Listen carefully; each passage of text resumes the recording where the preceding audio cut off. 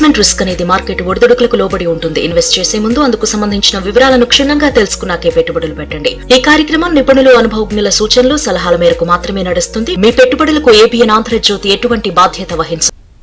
Good morning, welcome to ABN business. నేను యామ్ని. ఇక business updates చూస్తే దేశీయ స్టాక్ మార్కెట్లు స్వల్ప లాభాల్లో ప్రారంభమయ్యాయి. సెన్సెక్స్, నిఫ్టీ స్వల్ప లాభాల్లో ట్రేడ్ అవుతున్నాయి. Tech Mahindra, doctor Reddy's labs, Shriram finance, Maruti Suzuki, TCS షేర్లు లాభాల్లో ట్రేడ్ అవుతుండగా SBI life insurance, Kotak Mahindra, Apollo hospital, Reliance, ONGC షేర్లు నష్టాల్లో కొనసాగుతున్నాయి. ఇక ఓవరాల్ గా ఈ రోజు మార్కెట్ కి సంబంధించి పూర్తి విశ్లేషణ తెలియజేయడానికి ప్రముఖ బిజినెస్ అనలిస్ట్ వివికే ప్రసాద్ గారు ఉన్నారు. వారితో మాట్లాడటానికి స్క్రీన్ మీద కనిపిస్తున్న నెంబర్ కి కాల్ చేయొచ్చు. ముందుగా మనం ప్రసాద్ గారితో మాట్లాడదాం. సార్, గుడ్ మార్నింగ్ అండి. Good morning. సో మరి మనం చూసినట్లయితే ఆల్ టైమ్ హై వద్ద ట్రేడ్ అవుతున్న ఇండియన్ మార్కెట్ ఇంకా పెరగడానికి ఏమేమి కారణాలు దోహదపడవచ్చు అంటారు సార్? ఎప్పుడైనా సరే మార్కెట్ లో పెరగాలి అంటే ప్రధానంగా ఉండవలసింది ఏంటంటే, ఒక కారణంగా చెప్పాలి అంటే ఆర్గానిక్ గా గ్రోత్ చెప్తే కంపెనీల యొక్క ప్రాఫిట్స్ పెరుగుతూ ఉండాలి, కంపెనీల యొక్క అవకాశాలు పెరగాలి. అది ప్రధానంగా డ్రైవ్ చేసేటువంటి ఫ్యాక్టర్ అవుతుంది. అలా కాకుండా కూడా టెంపరీగా అంటే కొద్దిగా స్వల్ప కాలంలో పెరగడానికి అవకాశం వస్తుంటే ఎక్కువ మంది షేర్స్ కొనుక్కోవడానికి ముందుకు వస్తే కూడా పెరగడానికి ఛాన్స్ ఉంటుంది. ఎక్కువ మంది అంటే ఏం చేస్తుంటే మన లాంటి రిటైల్ ఇన్వెస్టర్స్ కొనుక్కుంటే ఇంత చిన్న చిన్న చితకా కొనుక్కుంటాం కాబట్టి మన మూలంగా మార్కెట్ లో ఊతం వచ్చి పెరిగే అవకాశం ఉండదు. ఎందుకంటే మనం ఒకేసారి లక్షల షేర్లు కొనుక్కునే అవకాశం ఉండదు. కాబట్టి అలా జరగాలి అంటే అలా పెద్ద పెద్ద ఇన్వెస్టర్లు ఇండియాలో పెద్ద పెద్ద మొత్తాలతో రావాలి. మన ఇండియన్ ఇన్వెస్టర్స్ అయినా రావాలి, లేదా బయట నుంచి అయినా రావాలి. ఇవాళ జరుగుతుంది ఏంటంటే అమెరికాలో మార్కెట్ లో కూడా కనీసం ఒక 4 రోజుల లోపలైతే దాదాపు ఆల్ టైమ్ హైలో ఉంటే ఆ తర్వాత వాళ్ళందరికీ భయం పట్టుకుంది. ఏం భయం పట్టుకుందంటే ఇదంతా కూడా ఆర్టిఫిషియల్ అండ్ ఇంటెలిజెన్స్ అంతా కూడా అంతకుముందు .com బూమ్ లాగా ఉంటుందేమో, బహుశా విరిగిపోతుందేమో అని భయపడి విపరీతంగా కంగారు పడుతున్నారు. దానికి సమర్థించేట్టుగా ఏమో జరుగుతుందంటే అమెరికాలో ఎకానమీ చూస్తేనేమో స్ట్రాంగ్ గా ఉన్నట్టుంది, కానీ ఎంప్లాయ్మెంట్ చూస్తేనేమో చాలా అన్యాయంగా ఉంది. అంటే ఎవరికి ఉద్యోగాలు దొరకటం లేదు, ఉన్న ఉద్యోగాలు తీసేస్తున్నారు, కానీ ఎకానమీ మాత్రం బాగానే ఉంది. దానితో మనకి రిజర్వ్ బ్యాంక్ లాగా వాళ్ళకి అక్కడ ఫెడ్ కి కన్ఫ్యూజన్ వస్తుంది. ఏమని, అసలు కంట్రీ బాగుపడుతుందా, నాశనం అయిపోతుందా, ఈ రోజు ఇంట్రెస్ట్ తగ్గించి ఇంకా పెంచుదామని ట్రై చేయాలా, లేదా మరీ ఓవర్ హీట్ అయిపోతుంది కాబట్టి ఎకానమీ తగ్గించడానికి ట్రై చేయాలని కన్ఫ్యూజన్ వచ్చింది. ఆ కన్ఫ్యూజన్ కొంతకాలం కంటిన్యూ అయితే ఇన్వెస్టర్స్ కూడా భయం మొదలవుతుంది. ఇప్పుడు మొదలైన భయం దాదాపుగా విపరీతంగా పెరుగుతుంది. అలా పెరిగినప్పుడైనా లేకపోతే కనీసం కొద్ది గొప్ప నిజాయితీగా ఆలోచిస్తే ఎంత పెరగవలసిన అవసరం లేదని అక్కడ గమనిస్తే పెద్ద పెద్ద ఇన్వెస్టర్లు అంటే చిన్న మనలాంటి ఇండివిజువల్ ఇన్వెస్టర్స్ కాదు, ఇన్స్టిట్యూషనల్ ఇన్వెస్టర్స్ అందరూ కూడా అమెరికన్ మార్కెట్ లో వచ్చిన లాభాలు క్యాష్ చేసుకుని ఎక్కడ పెడదామా అని ఆలోచిస్తారు. అలా ఆలోచిస్తే ప్రపంచం మొత్తమే తిరిగి చూస్తే ఇండియాకు ఉన్నటువంటి అవకాశాలు ఇంకెక్కడా కనపడదు. కాబట్టి ఏం చేస్తారు, అందులో కొంత మొత్తాలు ఇండియాకు వస్తాయి. అలా వచ్చే మొత్తాలు ఏమో చాలా పెద్దగా వస్తాయి. అప్పుడు ఏం చేస్తారంటే వాళ్ళు ఇండియాలో ఏం ఇన్వెస్ట్ చేయాలో తెలియాలి అంటే చిన్న కంపెనీలని రీసెర్చ్ చేయడానికన్నా పెద్ద కంపెనీల వైపు మొగ్గు చూపిస్తారు. అందుకే మనం కూడా లార్జ్ క్యాప్ అని పదే చెప్పడానికి ప్రయత్నం చేస్తున్నాం. అలా జరిగినప్పుడు ఇండియాలో ఉన్న కంపెనీలోకి వస్తే ఇండెక్స్ బేస్డ్ ఇన్వెస్టింగ్ జరుగుతుంది కాబట్టి ఆటోమేటిక్ గా పుంజుకుంటుంది. అందువల్ల ఆల్ టైమ్ హై అనేది జస్ట్ లైక్ మనం ఎక్కడి నుంచి విజయవాడ వెళ్ళిపోతుంటే మధ్యలో వచ్చే మైల్ రాయి లాంటిది. ఆ మైల్ రాయి మీకు గుర్తుంటుందేమో 100 కిలోమీటర్లని 200 కిలోమీటర్లని, అది దాటిన తర్వాత 200 కిలోమీటర్లకు ఏమాత్రం విలువ ఉండదు. అలాగే ఆల్ టైమ్ హై ఒకసారి బ్రేక్ అయిపోతే పెద్దగా కంగారు పడాల్సిన విషయం లేదు, ఆటోమేటిక్ గా పెరగడానికి ఛాన్స్ ఉంటుంది. సో రెండు ఎఫెక్టివ్ గా మంచి కారణాలు ఉన్నాయి. ఒకటి, ఫారిన్ మనీ ఇండియాలోకి రావడానికి బ్రహ్మాండంగా అవకాశాలు కనపడుతున్నాయి. రెండోది, కంపెనీల పెర్ఫార్మెన్స్ చూస్తే కూడా కార్పొరేట్ పెర్ఫార్మెన్స్ బాగుంది. క్యాపెక్స్ సైకిల్ కూడా మళ్ళీ పునరుద్ధరించబడింది. కాబట్టి నా అంచనా ప్రకారం రాబోయే రోజుల్లో పర్టికులర్ గా 26 లో మంచి లాభాలు ఇన్వెస్టర్స్ వస్తాయని నమ్మచ్చు. రైట్ సార్, ఒక కాలర్ ఉన్నారు, కాల్ తీసుకుందాం. గుంటూరు నుంచి శాస్త్రి గారు కాల్ చేశారు. శాస్త్రి గారు, ఏ స్టాక్ గురించి తెలుసుకోవాలనుకుంటున్నారు అడగండి. ప్రసాద్ గారు ఉన్నారు. ప్రసాద్ గారు నమస్తే సార్. నమస్తే అండి. సార్ మీ అనాలిసిస్ అది చాలా బాగుంటది, యూట్యూబ్ వీడియోస్ కూడా చాలా చూసాను సార్. ఫస్ట్ నాకు 2 క్వశ్చన్స్ ఉన్నాయి సార్. నేను ఒక 7 years పీరియడ్ కి Axis Nifty mid cap 50 plus Mirae asset ఫ్రాంజ్ ETF ఈ రెండింటిలో టోటల్ గా 5 lakhs 7 years టైం పీరియడ్ కి ఇన్వెస్ట్ చేద్దాం అనుకున్నాను. నేను ఏ టైప్ ఆఫ్ రిటర్న్స్ ఎక్స్పెక్ట్ చేయొచ్చు? రెండో క్వశ్చన్ వచ్చేసరికి ఎపిగ్రల్, ఇది కూడా ఒక 5 years టైం పీరియడ్ కి ఆల్రెడీ 20% లాస్ లో ఉన్నాం సార్. ఈ రెండు ఎట్లా ఉంటాయి? మీరు బాధపడనుకుంటే రెండు కూడా మంచి ఆలోచనలు కాదండి. ఎందువల్ల చెప్తున్నానంటే మొట్టమొదటి గుర్తుంచుకోవాల్సిన మ్యూచువల్ ఒక స్టాక్ రీసెర్చ్ చేయాలంటేనే మన ప్రాణాలు పోతున్నాయి. అటువంటిది మ్యూచువల్ ఫండ్స్ లో వెళ్ళి పెట్టాలి అంటే వాళ్ళు మ్యూచువల్ ఫండ్స్ ఎన్ని పెడతారు, 50, 100, 200 షేర్లు పెడతా ఉంటారు. మీలాంటి వాళ్ళు ఎంత పెడతారో తెలియదు, ఇప్పుడు ఎవరు తీసుకుంటారో తెలియదు. బాగా అమౌంట్ ఎక్కువ పెడితేనే ఇంకా ఆ షేర్లే ఎక్కువ రేట్లోనే కొంటుంది మ్యూచువల్ ఫండ్. ఒకవేళ ఎవరన్నా బాగా డబ్బు అవసరం అయిపోయి మ్యూచువల్ ఫండ్ నుంచి తీసేస్తే ఏ రేట్ ఉన్నా సంబంధం లేకుండా ఖచ్చితంగా అమ్మే మళ్ళీ వాళ్ళకి డబ్బులు ఇవ్వాలి. అంటే మీకు సంబంధం లేకుండా మీకు కూడా కొద్దిగా గొప్ప స్టేటస్ ఉన్న ఓనర్షిప్ ఉన్న షేర్స్ ని కొనటం అమ్మటం వేరొక వ్యక్తి మీ ప్రమేయం లేకుండా మీ ఇంట్రెస్ట్ గురించి ఆలోచించుకోకుండా కొంటా ఉంటారు, అమ్ముతా ఉంటారు. అంత మాత్రాన మ్యూచువల్ ఫండ్స్ బ్యాడ్ అని చెప్పడం కాదు. మీరు చెప్తున్న మొట్టమొదటి మాట 7 సంవత్సరాలు ఉంచుతాను అన్నారు. 7 సంవత్సరాలు ఆ మ్యూచువల్ ఫండ్ లో ఫండ్ మేనేజర్లే 5 6 మారిపోతారు. కాబట్టి ఏమవుతుంది, ఏం చేస్తారో తెలియదు, ఎందుకు చేస్తారో తెలియదు. ఇలాంటి మ్యూచువల్ ఫండ్ లో పెట్టి 7 ఏళ్లకు ముందే ఫిక్స్ అయిపోవడం అనేది మీరు చేయగలిగిన అతిపెద్ద తప్పిదం. అలా చేసే బదులుగా మీరు చేయవలసింది ఏంటంటే మ్యూచువల్ ఫండ్ లోనే పెట్టాలి అనుకుంటే, మీరు వయసు గొంతు చూస్తే మరీ పెద్దవాళ్ళు అనిపించలేదు కాబట్టి యాక్చువల్ గా మీకు మ్యూచువల్ ఫండ్స్ వెళ్ళక్కర్లేదు. ఒకవేళ కాదు వెళ్దాం అనుకుంటే కూడా ర్యాంకుల ప్రకారం చూడాలి. అందరూ ర్యాంకులు ఇస్తా ఉంటారు. అందులో మేము కూడా ఏం చేస్తామంటే 5 year రోలింగ్ రిటర్న్స్ తీసుకుంటాం. దురదృష్టవశాత్తు మీరు చెప్పిన 2 మ్యూచువల్ ఫండ్స్ కూడా మా టాప్ ర్యాంక్ 10 లో లేవు. టాప్ 10 లో లేకపోతే ప్రాణం పోయినా ఒకళ్ళకి కూడా మేము కొనమని చెప్పాం. టాప్ లో ఉన్న 1, 2 ర్యాంక్సే కొనుక్కోమని చెప్తాము. అవి కూడా ఎంతకాలం ఉంచుకోవాలి, టాప్ 10 లో ఉన్నంత కాలం ఉంచుకోవాలి, అంతకన్నా పడిపోతే అమ్ముకోండి అని చెప్తాం.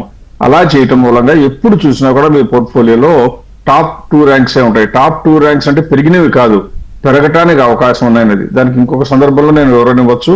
ప్రస్తుతానికి మాత్రం మ్యూచువల్ ఫండ్స్ అలా చేసుకోవటం ఖచ్చితంగా కూడా మీకే కొద్దిగా గొప్ప ఇబ్బంది పడుతుంది. దయచేసి అటువంటి పనులు చేయకండి. రైట్ సార్, మరో కాల్ ఉన్నారు. కరీంనగర్ నుంచి కిషన్ గారు కాల్ చేశారు. కిషన్ గారు ఏ స్టాక్ గురించి తెలుసుకోవాలనుకుంటున్నారో అడగండి. నమస్కారం అండి ప్రసాద్ గారు. నా దగ్గర ఐపీఓలో టాటా క్యాపిటల్ అలాట్ అయినాయి 46, కొద్దిగా వీక్ అవుతుంది, ఉండాలా ఎగ్జిట్ కావాలా? ఇంకొకటి సిఎట్ టైర్ ఏ రేట్ లో తీసుకోవచ్చు సార్ లాంగ్ కోసం? ముందు టాటా క్యాపిటల్ చెప్దామండి. టాటా క్యాపిటల్ అనేది పేరు మంచిది, అంటే ప్రమోటర్స్ మంచి వాళ్ళు, బ్రాండ్ గురించి కంగారు పడక్కర్లేదు అనుకుంటూనే ఉన్నాం మనం. కానీ ఈ మధ్య కాలంలో టాటా మేనేజ్మెంట్ లో తేజస్ నెట్వర్క్ కూడా ఎంత దాదాపుగా అగ్లీగా బిహేవ్ చేసి రిపోర్ట్స్ అన్ని కూడా కొద్దిగా ఫ్యాబ్రికేట్ చేసినట్టుగా కనపడిందో, అందువల్ల టాటా క్యాపిటల్ కూడా అంతకు ముందున్నంత మెరుగ్గా ఉండే అవకాశాలు, అంతకు ముందున్నంత నమ్మకం పెట్టుకోకర్లేదు. రెండవది, ఫైనాన్స్ కంపెనీలో టాటా కంపెనీ వాళ్ళు డబ్బులు ఇచ్చినా, ఆదిత్య బిర్లా వాళ్ళు డబ్బులు ఇచ్చినా, పూనావాలా వాళ్ళు డబ్బులు ఇచ్చినా, శ్రీరామ్ ఫైనాన్స్ వాళ్ళు డబ్బులు ఇచ్చినా అందరికీ వచ్చేది వడ్డీ ఒకటే. అందులో క్వాలిటీ ఆఫ్ మనీ ఉండదు, మండీకి ఏం క్వాలిటీ ఉండదు. అందువల్ల మనం ఫైనాన్స్ ఆపరేషన్స్ లో ఉన్న కంపెనీ టాటా అయినా, అంబానీ అయినా, రిలయన్స్ అయినా, అదానీ అయినా కూడా దాన్ని కేవలం డబ్బులు ఇచ్చే సంస్థగానే చూడాలి, కానీ ఆ బ్రాండ్ వాల్యూ ప్రకారం రేట్ ఎక్కువ ఇవ్వకూడదు. దురదృష్టవశాత్తు టాటా క్యాపిటల్ ఇప్పుడు చూస్తే ఈ మధ్యన కొత్తగా వచ్చింది కాబట్టి రిజల్ట్స్ ఎక్కువ రోజులు లేవు. ఇప్పటి నుంచో కంపెనీ ఉన్నా కానీ మేము అనాలిసిస్ చేసిన దాని ప్రకారం చూస్తే ఆల్రెడీ 45-50 PE రేషియోలో ట్రేడ్ అవుతుంది. అంటే అర్థం ఏంటి, మిగతా కంపెనీలన్నీ 25, 30 కన్నా ఎక్కువ ఉండవు, ఎక్కువ 15, 16లో కూడా ఉంటాయి. మరి ఈ కంపెనీకి అంత రేట్ ఎందుకు ఎక్కువ వచ్చింది అంటే రీటైల్ ఇన్వెస్టర్స్ యొక్క అమాయకత్వం అనేది చెప్పాలి. అందువల్ల ఆ కంపెనీలో ఉండటం అనేది పొరపాటును కూడా చేయకూడదు. మీకు నష్టం వచ్చినా లాభం వచ్చినా సరే వెంటనే తీసేసి బయటికి రావాలి, కానీ అందులో ఉంచుకోవడం మంచిది కాదు. పైగా మీరు సీజనల్ ఇన్వెస్టర్ మిగతా వాళ్ళగా కూడా కాదు. సిఎట్ చూశారనుకోండి, ప్రస్తుతానికి అయితే బ్రహ్మాండంగా ఉంది. అంటే మధ్యలో కొద్దిగా దెబ్బతిన్న తర్వాత బాగా రికవర్ అయింది. ఇప్పుడున్న మార్కెట్ రేట్ ప్రకారం 3800 అయితే ఖచ్చితంగా కొనుక్కోవచ్చు. ఎంట్రీ లెవెల్ అనేది టెక్నికల్, రాజేంద్ర గారు ఉంటే చెప్పగలరేమో. అలా టెంపరీ ట్రేడింగ్ కోసం నేను మాట్లాడను. లాంగ్ రన్ కోసం ఆలోచిస్తే కనుక 5200 వరకు దాని ఫెయిర్ ప్రైస్ ఉంది. అందువల్ల గ్యారంటీగా కొనుక్కోవాలి. ఒకసారి మీరు మార్కెట్ లో ఉన్న ఆ కంపెనీ యొక్క డేటా చూస్తే 11,000 టర్న్ ఓవర్ అలా 14,000 అవటం, అలాగే 5.47 నుంచి ట్రేడ్ ఉన్నటువంటి మార్జిన్ నెమ్మదిగా తగ్గి 3.06 లాస్ట్ జూన్ లో అక్కడి నుంచి మళ్ళీ రికవరీ స్టార్ట్ అయింది. ఇప్పుడు ఆటోమొబైల్స్ మంచి డిమాండ్ లో ఉన్నాయి కాబట్టి, ఆటోమొబైల్ సెక్టర్ భూమి ఉంది కాబట్టి ఖచ్చితంగా సిఎట్ కూడా వచ్చే అవకాశం ఉంది. So CEAT you can buy you now. Right sir, మరో కాల్ ఉన్నారు. వైజాగ్ నుంచి భాస్కర్ గారు కాల్ చేశారు. భాస్కర్ గారు మీ డౌట్ ఏంటో అడగండి. భాస్కర్ గారు. రైట్ సార్, కాల్ కట్ అయినట్టుంది సార్. అలాగే ఎఫ్ఐఐ మనీ ఇండియాలోకి ప్రవేశిస్తే లార్జ్ క్యాప్ లో ఎక్కువ ఇన్వెస్ట్ చేయబడుతుంది అంటారు, మరి అది నిజమేనా? అప్పుడు ఏ ఇండస్ట్రీలకి అవకాశాలు మెరుగుపడవచ్చు అంటారు? ఇది ఖచ్చితంగా నిజమేనా కాదన్నమాట. ఎట్టి పరిస్థితుల్లో కూడా ఏమాత్రం శంకించవలసినటువంటి అవసరం లేని నగ్న సత్యం. ఎందుకు చెప్తున్నానంటే, అంత గట్టిగా పెద్ద కంపెనీలు ఇండియాలోకి వస్తే మనలాగా ఓపికగా కూర్చుని ఒక్కొక్క చిన్న కంపెనీ రీసెర్చ్ చేసి అది 1200 కోట్లు 1500 కోట్ల మార్కెట్ క్యాప్ ఉంటే అందులో కొద్దిగా గిల్లుకుందామని ఎవరు ప్రయత్నించరు. వాళ్ళు తీసుకొచ్చేది వేల కోట్లు తీసుకొస్తారు. వాళ్ళకి కూడా కావాల్సింది ఏంటి, పెడదాం అనుకోగానే మంచి కంపెనీలో పెట్టాలి. మంచి కంపెనీలో కొనాలంటే దొరికే షేరు, అమ్మాలనుకుంటే అమ్మగలిగే షేరు కొంటారు, కానీ అమ్మాలన్నా కొనాలన్నా రెండు ఇబ్బందులు ఉండే కంపెనీలు కొనరు. కాబట్టి చిన్న కంపెనీ జోలికి సాధారణంగా వెళ్లరు. అందువల్ల ఇందులోకి వస్తారు, పెద్ద కంపెనీలోకి వస్తారు, ఎందుకంటే లిక్విడిటీ ఉంటుంది, పైగా డెరివేటివ్స్ ఉంటాయి కాబట్టి కొనాలన్నా అమ్మాలన్నా తేలిగ్గా ఉంటుంది. ఇప్పుడు నేను ఏం చేస్తానంటే ఇటువంటి ప్రశ్నకి ఒకసారి సమాధానం ఇవ్వడానికి వీలుగా ఒక డేటా ప్రజెంట్ చేస్తాను. ఇప్పుడు నా స్క్రీన్ కనుక ఎవరైనా చూస్తే అన్ని కంపెనీలు అన్ని ఇండస్ట్రీల గురించి చెప్పలేకపోతే బ్రీఫ్ గా మీకు అర్థమవుతుంది. ఇందులో నేను ఏం చేశానంటే ఎన్ని కంపెనీలు ఏదైనా ఒక ఇండస్ట్రీలో 50,000 కోట్ల కన్నా ఎక్కువ ఉంటాయి అంటే మీరు చెప్తున్నటువంటి FIIs అన్ని కొనాలి అంటే పెద్ద కంపెనీలే కొంటాయి అనుకున్నాం కాబట్టి 50,000 కోట్ల కన్నా ఎక్కువ ఉన్నటువంటి మార్కెట్ క్యాప్ ఉన్న కంపెనీ 3 ఉంటే ఆ ఇండస్ట్రీస్ మీదే దృష్టి పెట్టి ఆ ఇండస్ట్రీస్ రిజల్ట్స్ వచ్చినప్పుడు మార్కెట్ క్యాప్ ఎంత ఉంది, ఆ రోజు ఎక్స్పెక్టెడ్ మార్కెట్ క్యాప్ ఎంత ఉందో చూస్తూ సెప్టెంబర్ రిజల్ట్స్ వచ్చి కొద్దిగా టైం అయింది కాబట్టి ఇప్పటి వరకు చూస్తే పెరిగినవి లేదో కూడా చూపించాను. గ్రీన్ కలర్ లో ఉన్నాయంటే అర్థం ఏంటంటే ఇవన్నీ కూడా రిజల్ట్స్ వచ్చినాక కొద్దిగా పెరిగాయి, కొద్దిగా పెరిగినా పెద్ద కంగారు లేదు, మొత్తం మీద ఇంకా గ్యాప్ ఎక్కువ ఉంటే చూడవచ్చు. అలా చూస్తే ఇన్సూరెన్స్ ఇండస్ట్రీ చూస్తే 1.71% పెరిగినా ఇంకా 40% దాకా గ్యాప్ ఉంది. స్టీల్ లో చూస్తే 38% ఉంది. స్టీల్ కూడా అంతకుముందు మనం ప్రోగ్రామ్ లో చెప్పాం దాదాపుగా బాలారెస్టాలు ఇబ్బందులు ఉన్నాయని కూడా తొలగిపోయినాయని. తర్వాత ఎలక్ట్రిక్ ఎక్విప్మెంట్ చూస్తే 2.73% తగ్గింది పెరక్కపోగా, అంటే ఇండస్ట్రీ అంతా బాగుంటుంది ఫ్యూచర్ లో ప్రాస్పెక్ట్స్, కానీ తగ్గింది 2.73, అంటే ఇంకా 36.2% ఇంకా పెరగడానికి ఛాన్స్ ఉంది. కన్స్ట్రక్షన్ అన్ని చెప్పలేం కాబట్టి ఈ మూడే చూద్దాం. పైగా ఇన్వెస్టర్స్ ఎప్పుడు కూడా ఏమంటారంటే మీరు ఇండస్ట్రీ చెప్తే వినడానికి బాగానే ఉందండి, ఆచరించడానికి మాకు ఏ కంపెనీ కొనుక్కోవాలో తెలియట్లేదు అంటారు. అందుకని అందువల్ల వాళ్ళందరికీ కూడా చాలా ఫాస్ట్ గా చెప్పడానికి వీలుగా ఇన్సూరెన్స్ ఇండస్ట్రీ ప్రజెంట్ చేస్తున్నాను చూడండి. ఇందులో 50,000 కోట్ల ఉన్న మార్కెట్ క్యాప్ చూస్తే 3 కంపెనీలు ఉంటే LIC చూస్తే సెప్టెంబర్ రిజల్ట్స్ వచ్చాయి 45% పెరగడానికి ఛాన్స్ ఉంది కాబట్టి ఇప్పుడున్న 900 రేంజ్ లో ఖచ్చితంగా కొనుక్కోవచ్చు. తర్వాత ICICI Lombard చూస్తే అది కూడా బాగుంది కానీ 17% గ్యాప్ ఉంది. కాబట్టి ఇన్సూరెన్స్ కంపెనీలో ఇండస్ట్రీ బాగున్నా మీరు ఇది కొనుక్కోవాల్సిన అవసరం లేదని గుర్తుంచుకోవాలి. నెక్స్ట్ జనరల్ ఇన్సూరెన్స్ చూస్తే అది 37% గ్యాప్ ఉంది, 380 రూపీస్ ఉంది. ఇది ఇన్సూరెన్స్ సెక్టర్ లో. అలాగే ఇంకొకటి స్టీల్ గురించి మనం అంతకుముందు మాట్లాడాం కాబట్టి అది వదిలేసి నేను ఎలక్ట్రిక్ ఎక్విప్మెంట్ చెప్తాను. ఎలక్ట్రిక్ ఎక్విప్మెంట్ కనుక చూసినట్లయితే 4 కంపెనీలు ఉన్నాయి మనకు. అందులో సుజ్లాన్ ఎనర్జీ బాగా పడిందంటే ఎక్కడి నుంచి పడింది, బాగా పెరిగి కొద్దిగా కరెక్ట్ అయింది. దీని గురించి ఇప్పుడు కంగారు పడాలంటే నేనైతే కంగారు పడను, because operations are very good, looking very good, కాబట్టి ఖచ్చితంగా కొనుక్కోవడానికి ధైర్యంగా ఉంటాం. అలాగే హ్యావెల్స్ ఇండియా చూస్తే 45% పెరగడానికి ఛాన్స్ ఉంది. తర్వాత GE వెర్నోవా చూస్తే కనుక అది 39% ఉంది. ఒక్క ABB మాత్రం అన్ని ఇండస్ట్రీలో ప్రాస్పెక్ట్స్ బాగున్నా ఆల్రెడీ పెరిగింది కాబట్టి కొద్దిగా గొప్ప రికవర్ అయిన తర్వాత దాని ఆపరేషన్స్ ప్రకారం చూస్తే కేవలం 6%. అంటే లార్జ్ క్యాప్ లో ఉన్నా కూడా ABB మాత్రం కొనుక్కోకూడదు. అలాగే ఆఖరిగా ఇంకొక ఇండస్ట్రీ కన్స్ట్రక్షన్ కూడా చూపిద్దాం. కన్స్ట్రక్షన్ లో చూస్తే ఏంటంటే ఏ కన్స్ట్రక్షన్ కి బాగుంటుంది అంటే రియల్ ఎస్టేట్ కి ప్రజల దగ్గర నుంచి డిమాండ్ వస్తే బాగుంటుంది కాబట్టి రియల్ ఎస్టేట్ కూడా కలిసినాయి. కానీ నిజంగా కన్స్ట్రక్షన్ ఉండేవి కూడా లార్జ్ కన్స్ట్రక్షన్స్ అన్ని కూడా 50,000 కోట్ల కన్నా మార్కెట్ క్యాప్ ఇంకా లేవు కాబట్టి అవి మనకి ఇందులో రాలేదు, అవి ఇన్ఫ్రాస్ట్రక్చర్ లోకి వెళ్తాయి అనమాట. లోదా డెవలపర్స్ చూస్తే దాదాపుగా 26% పెరగడానికి ఛాన్స్ ఉంది. ఓబెరాయ్ రియాలిటీ చూస్తే కేవలం 5% కాబట్టి అంటుకోకూడదు. ఫీనిక్స్ మిల్స్ చూస్తే 45%. ఏది కొనుక్కోవచ్చు అంటే ఇప్పుడు వరకు చూసినట్లు ఫీనిక్స్ మిల్స్ ఒకటి వచ్చింది, అలాగే ప్రెస్టీజ్ ఎస్టేట్స్ కూడా 55%. ఇది కొనుక్కోవచ్చు. ఇవి తప్ప మిగిలినవి 30% గ్యాప్ లేనివి కొనడం అనేది నా లెక్క ప్రకారం అనవసరం. ఇంకొక రోజు ఎప్పుడన్నా మిగిలిన ఇండస్ట్రీస్ కూడా చూద్దాం. ప్రస్తుతానికి 3 సరిపోతున్నాయి అనుకుంటున్నాను. Right sir. అలాగే మరో కాల్ ఉన్నారు సార్, కాల్ తీసుకుందాం. భాస్కర్ గారు వైజాగ్ నుంచి కాల్ చేశారు. భాస్కర్ గారు ఏ స్టాక్ గురించి తెలుసుకోవాలనుకుంటున్నారో అడగండి. ప్రసాద్ గారు ఉన్నారు. మల్టీ కమోడిటీ లిమిటెడ్ కొనుక్కుందాం అనుకుంటున్నాడు, ఏ రేటు కొనుక్కుంటారో అలా చెప్తారండి. ఏ కంపెనీ అండి? Multi commodity limited MCX. ఏ రేట్ లో అంటే మీరు ట్రేడింగ్ కోసం కొందామని అడిగితే కనుక మీరు సోమవారం తప్ప మిగిలిన రోజులు మాట్లాడాలి. సోమవారం నేను ఒక్కనే ఉంటాను, ట్రేడింగ్ కాల్స్ నేను చెప్పను. కానీ MCX అనేది బాగా తగ్గొచ్చిన కంపెనీ, కానీ అంటే అంతకు ముందుతో పోలిస్తే కనుక బ్రహ్మాండంగా ఉన్న కంపెనీ. పర్ఫార్మెన్స్ ప్రకారం ఎంత కూడా నాకు అనుమానం లేని కంపెనీ. కాకపోతే ఇక్కడ చూడాల్సిందే 11,728 మార్కెట్ క్యాప్ ఎక్స్పెక్ట్ చేసేది, షేర్ ప్రైస్ ఎక్స్పెక్ట్ చేసేది. ఇప్పుడు 9,800, అంటే ఇంకా దాదాపుగా 2,000 ఉంది. 20% ఉంది కాబట్టి నేనైతే కొనమని చెప్పను. ఒకవేళ అదే అండం మీద నమ్మకం ఉంది నాకు అనుకుంటే కొనుక్కోవచ్చు. అంటే అన్ని ఫ్యాక్టర్స్ బాగున్నాయి, టర్న్ ఓవర్ బాగుంది, ప్రాఫిట్లు బాగున్నాయి, మార్జిన్లు బాగున్నాయి, ఏ రకంగానూ శంక అవసరం లేదు. కాబట్టి ఖచ్చితంగా కొనుక్కోవచ్చు మీకు కావాలని అదే అనుకుంటే కనుక. Right sir. అలాగే మరో కాల్ ఉన్నారు, హైదరాబాద్ నుంచి నరోత్తం గారు కాల్ చేశారు. నరోత్తం గారు ఏ స్టాక్ గురించి తెలుసుకోవాలనుకుంటున్నారో అడగండి. గుడ్ మార్నింగ్ ప్రసాద్ గారు. Have 3 doubts, 3 stocks.